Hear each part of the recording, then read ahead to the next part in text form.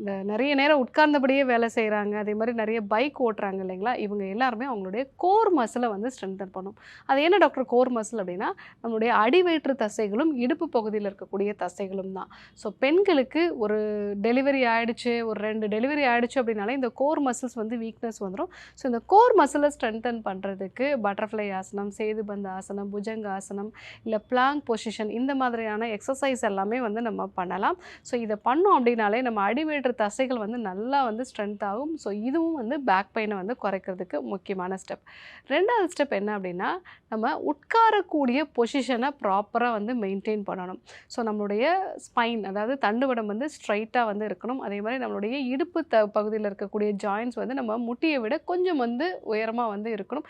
இந்த பொசிஷனில் நம்ம தொடர்ந்து ஒரு 40 நிமிஷம் அந்த மாதிரி வந்து நம்ம இருக்கலாம். ஸோ இந்த மாதிரியான ஒரு பொசிஷனில் நம்ம வந்து கரெக்டாக உட்காந்து வேலை செய்கிறோம் அப்படின்னா பேக் பெயின் வராமல் தவிர்த்துக்கலாம்.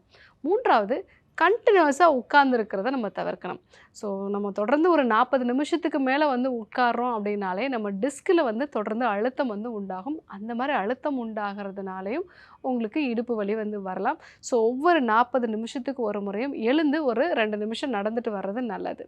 4வதா, உங்களுடைய வெயிட்டை ப்ராப்பராக மேனேஜ் பண்ணுங்கள். முக்கியமாக உங்களுடைய தொப்பை பகுதி, ஸோ இந்த இடுப்பு பகுதியில் இருக்கக்கூடிய வெயிட் அதிகமாக இருக்குது, அங்கே வந்து 1 கிலோ வெயிட் வந்து நம்ம உடம்புல இன்க்ரீஸ் ஆகுது அப்படின்னாலே நம்ம ஸ்பைனில் 4லேருந்து 5 கிலோ வெயிட் ப்ரெஷர் வந்து நமக்கு இன்க்ரீஸ் ஆகும்.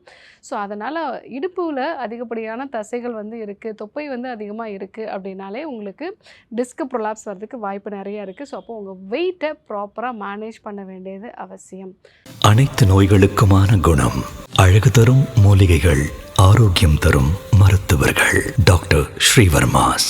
அழகும் ஆரோக்கியமும்.